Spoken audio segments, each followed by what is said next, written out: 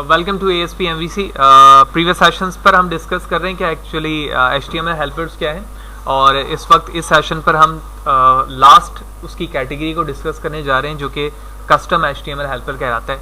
तो सबसे पहले समझते हैं कि कस्टम HTML हेल्पर है क्या, फिर हम इसे प्रैक्टिकली इंप्लीमेंट भी करके देखेंगे।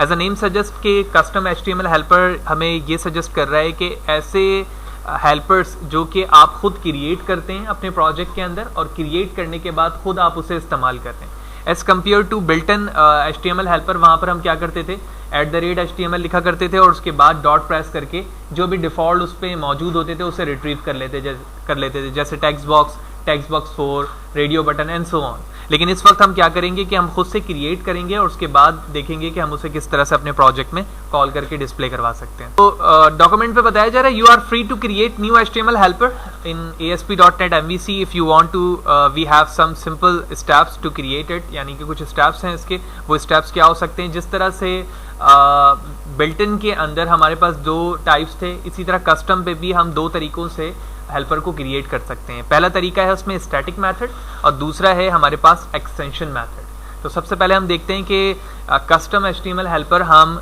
स्टैटिक अप्रोच के जरिए से कैसे क्रिएट कर सकते हैं। Let's see. तो एक प्रोजेक्ट मैंने क्रिएट किया हुआ है empty MVC टेम्पलेट के रिस्पेक्ट से, जिसका नाम है custom_helper_MVC। तो सबसे पहले हम क्या करते हैं कि अपने इस प्रोजेक्ट के अंदर एक फोल्डर ऐड करवाते हैं। तो मैंने ऐड पर क्लिक किया, फोल्डर पे गया और इसका नाम रख दिया मैंने custom_helper। ठीक है, तो custom_helper के नाम से हमारा एक फोल्डर क्रिएट हो गया। फोल्डर क्रिएट करने के बाद हम यहाँ पर इस फोल्डर पे जाएंगे और एक क्लास क्रिएट करेंगे। तो मैं एक क्लास क्रिएट करता हूँ, इसका नाम रखता हूँ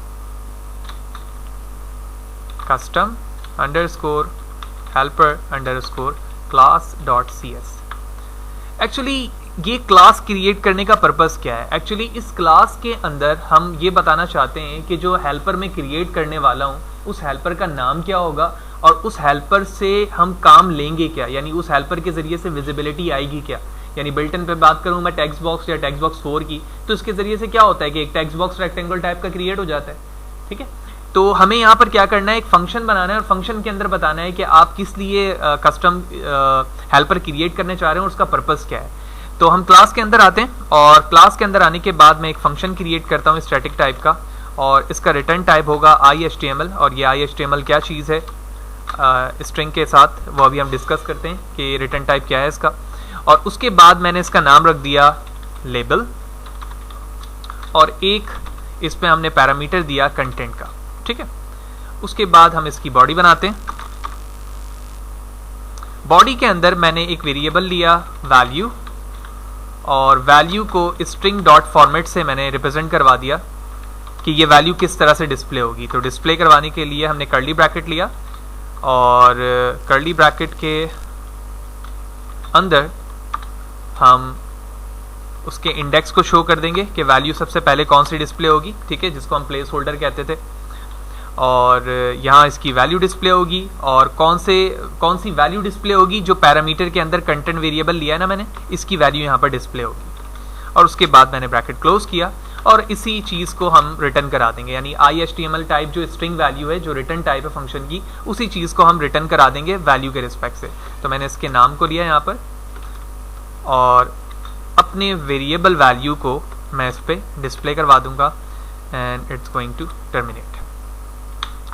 तो ये ओवरऑल हमारा एक छोटा सा फंक्शन है, ठीक है, जो कि स्टैटिक टाइप का है, और उसके अंदर हमने ये बताया कि हम किस तरह से वैल्यू, अच्छा यहाँ पर हमारे पास ओनली HTML स्ट्रिंग होगा, नॉट iHTML। अभी हम डिस्कस करते हैं ये क्या है।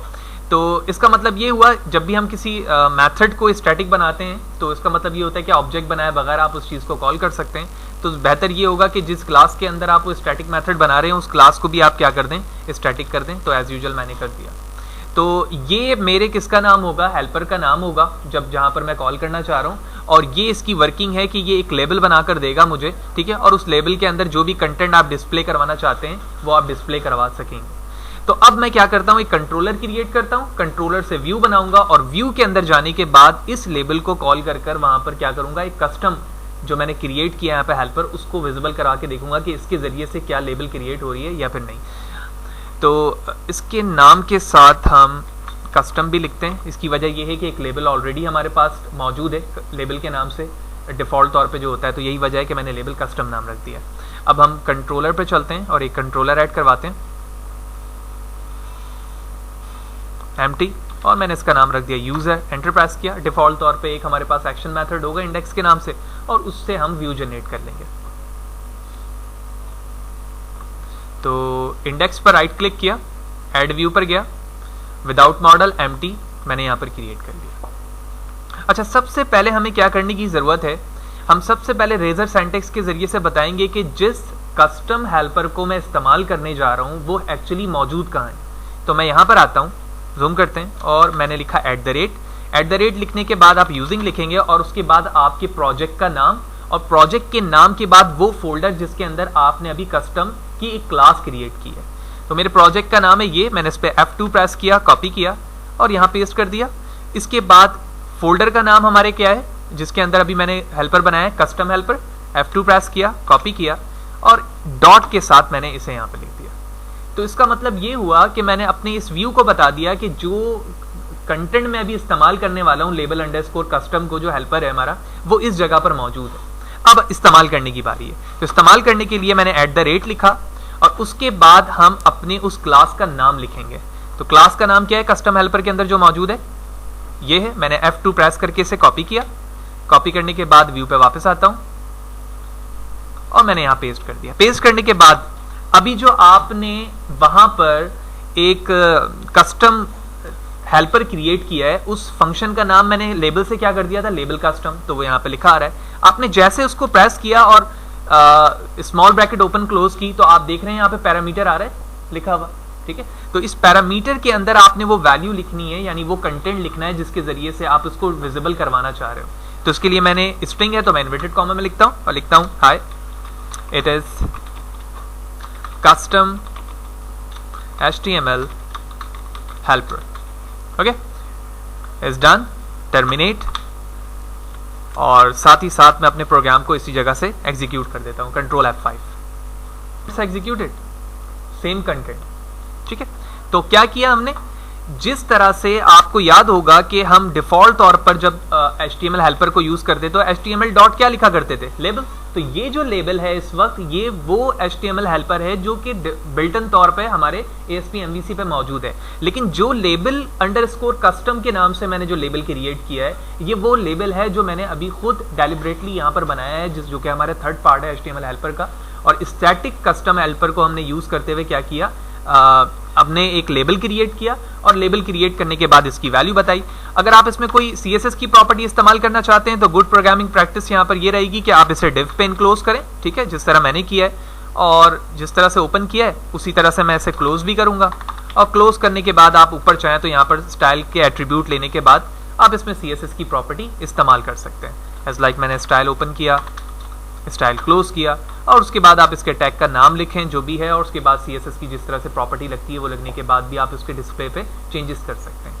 तो अब हम मूव करेंगे कहाँ पर, क्योंकि हमने यहाँ पर देख लिया कि स्टैटिक क्या है, और अब मूव करते हैं हम एक्सटेंशन की जगह पर, यानी एक्सटेंशन अप्रोच कस्टम की क्या है और वो किस तरह से क्रिएट की जाती है। ओके, तो आप समझते हैं कि हम IHTML स्ट्रिंग जो हमने कस्टम कंट्रोलर पर फंक्शन बनाते वक्त लिखा है वो क्या चीज़ है। तो बताया जा रहा है कि IHTML string represents an HTML encoded string, यानी जो HTML का कोड है, डेटा है, उसको ये इनकोडेड स्ट्रिंग में कन्वर्ट करता है। ये एक इनकोडेड स्ट्रिंग है that should not be encoded again, यानी एक चीज़ ये खुद इनकोडेड हुई हुई है, इसको हम दोबारा इनकोडेड नहीं कर सकते। यानी जो भी डेटा मैं IHTML स्ट्रिंग में ले रहा हूँ वो ऑलरेडी HTML में इनकोडेड है। You would use an MVC HTML string also, ठीक है, हम ये भी इस्तेमाल कर सकते हैं। If you want to pass a raw HTML to an MVC helper method and you wouldn't want the helper method to encode the HTML, यानी ना सिर्फ हम जो HTML string मैंने यूज़ किया मैं वो इस्तेमाल कर सकता हूँ, बल्कि साथ ही साथ MVC HTML string भी इस्तेमाल कर सकता हूँ, जो कि किस लिए कि आप एक रॉ डेटा को अपने HTML से अपने हेल्पर पे क्या करना चाहते हैं, ट्रांसफर करना चाहते हैं। तो मेजॉरिटी टाइम इस चीज़ को जब हम कस्टम हेल्पर क्रिएट कर रहे होते हैं जो कि इनकोडेड डेटा के लिए, तो उसके लिए हम इसका इस्तेमाल कर रहे होते हैं। Now it's time to move towards extension method. तो अब हम समझते हैं कि एक्सटेंशन मेथड क्या है एक कस्टम HTML हेल्पर को क्रिएट करने के लिए, वो क्या है और किस तरह से क्रिएट होता है। Let's see. तो जिस फोल्डर के अंदर अभी हमने कस्टम क्रिएट किया है, जैसे कि आप यहाँ देख रहे हो, तो इसी पर अब मैं एक्सटेंशन हेल्पर क्रिएट करता हूँ। तो लिहाजा मैंने एक क्लास क्रिएट की और इसका नाम रखता हूँ extension helper underscore class.cs enter. ठीक है, तो एज यूजुअल हम इसे भी स्टैटिक करते हैं, और जो काम मेरे कस्टम पे हुआ हुआ है ना लेबल के लिए, मैं इसी लेबल को अब किस में बनाना चाहता हूँ, एक्सटेंशन बेस बनाना चाहता हूँ। तो लिहाजा सेम कोड को जो इसके अंदर मौजूद है मैंने कॉपी किया और एक्सटेंशन की बॉडी पे पेस्ट किया, और जो इसके पैरामीटर्स थे कस्टम के वो भी मैं यहाँ से कॉपी कर लेता हूँ और एक्सटेंशन पर आकर इसे पेस्ट कर देता हूँ।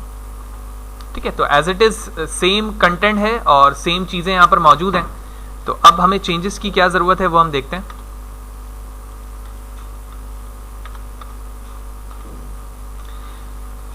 तो